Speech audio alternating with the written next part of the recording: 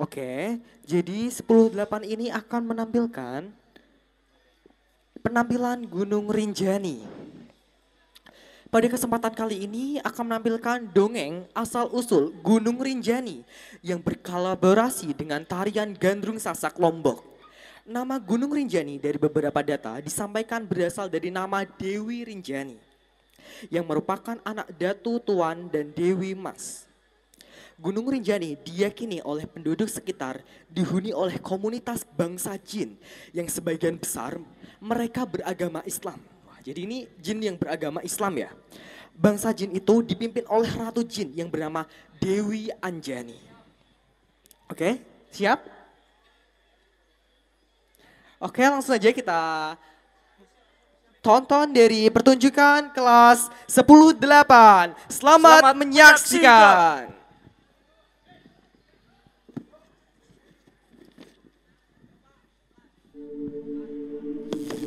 Legenda Gunung Rinjani. Dahulu kala, tak jauh dari pelabuhan Lembar, terdapat sebuah kerajaan.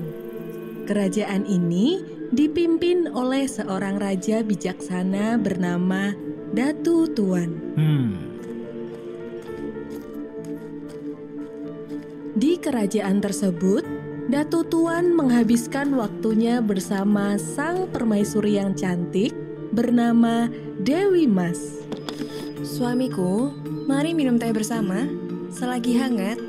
Ah iya, terima kasih istriku. Suamiku, kau nampak murung belakangan ini. Kalau boleh tahu, sebenarnya apa yang mengganggu pikiranmu? Istriku, ini sungguh berat bagiku untuk mengatakannya padamu. Katakan saja suamiku, siapa tahu aku bisa mengurangi beban pikiranmu. Sebelumnya, aku minta maaf istriku.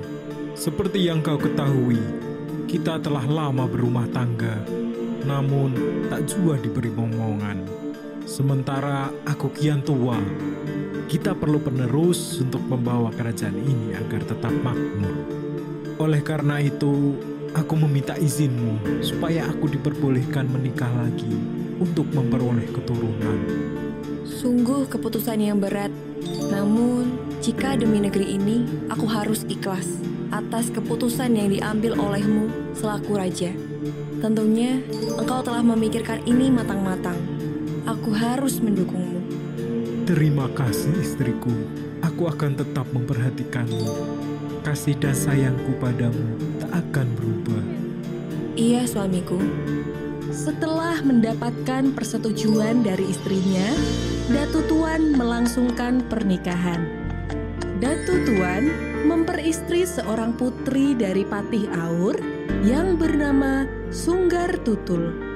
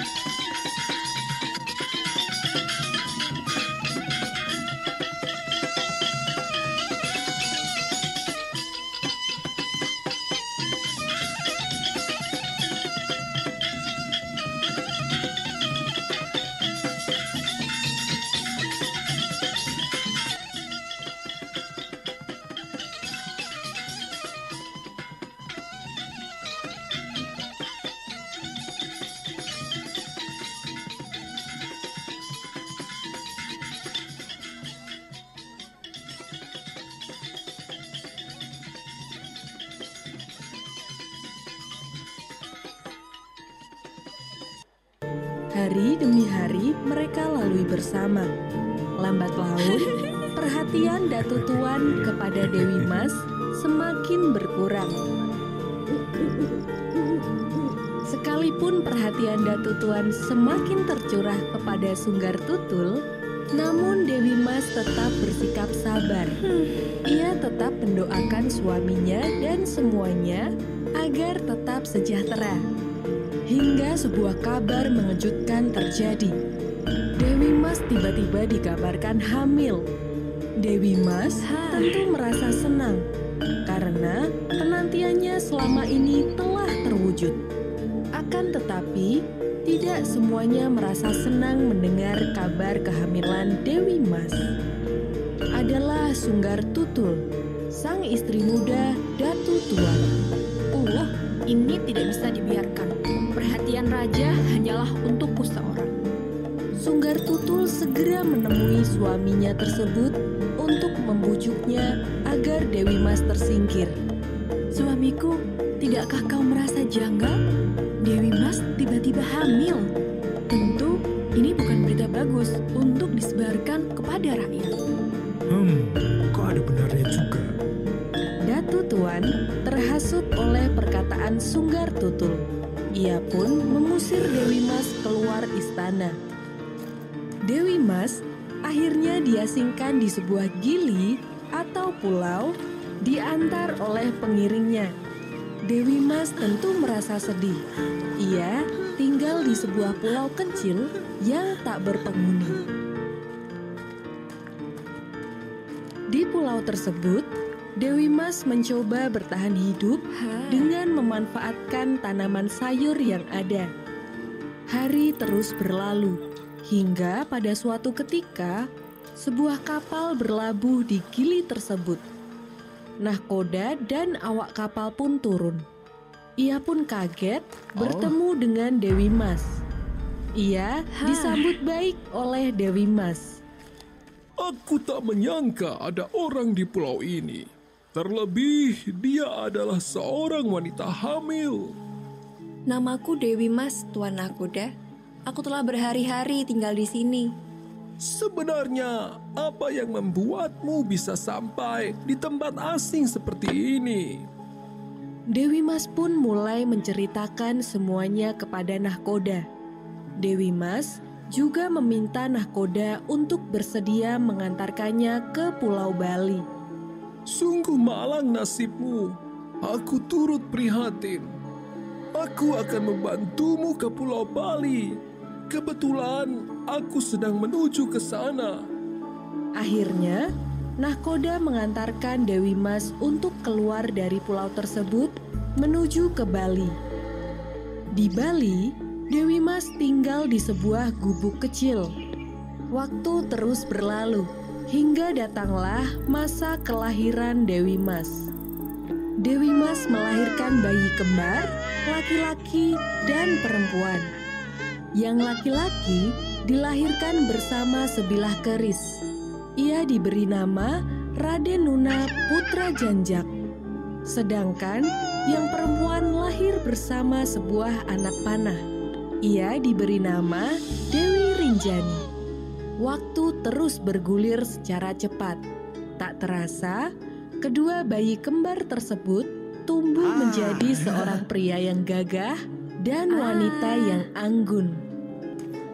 Suatu ketika, Raden Nuna Putra Janjak ingin mengetahui dirinya lebih dalam. Ibu, bolehkah aku bertanya suatu hal? Tentu saja anakku, apakah yang hendak kau tanyakan? Sebenarnya siapakah ayahku itu? Kenapa aku dan Dewi Rinjani terlahir tanpa ayah? Mendengar itu, Dewi Mas pun sedikit terkejut.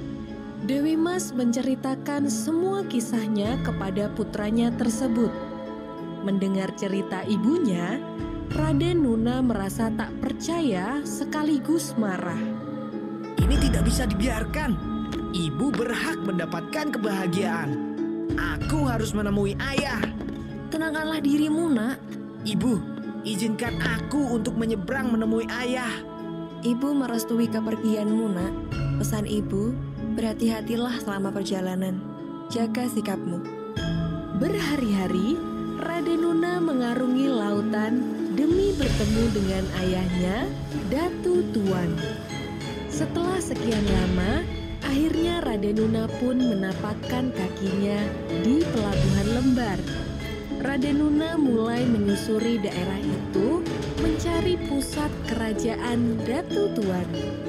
Hingga ia akhirnya tiba di kerajaan Datu Tuan.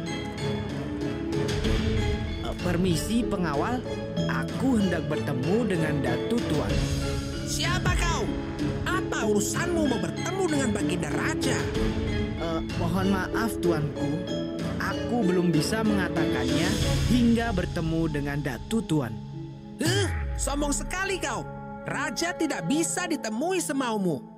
Pertarungan antara Radenuna dan pengawal kerajaan pun tak terelakkan.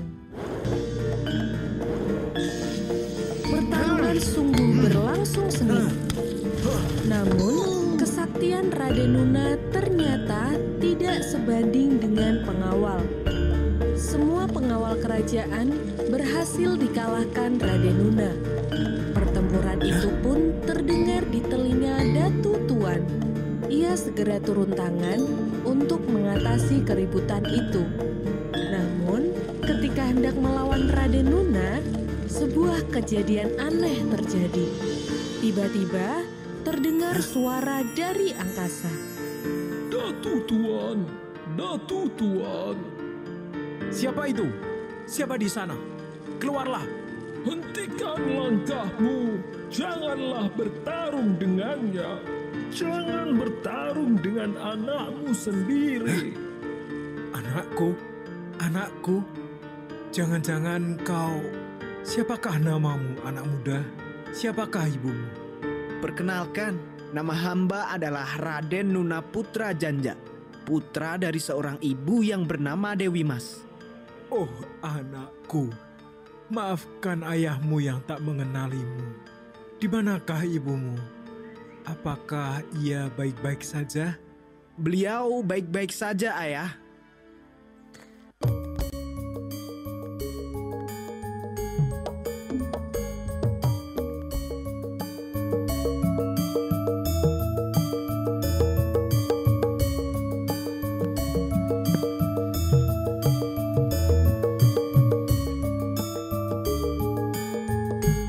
Ya, beri tepuk tangan yang meriah. Diambil fotonya dulu. Kembali ya. Oke, penampilan dari kelas 10-8 dengan wali kelas Bapak Rozak dan fasilitator Ibu Ari. Yo, foto bersama.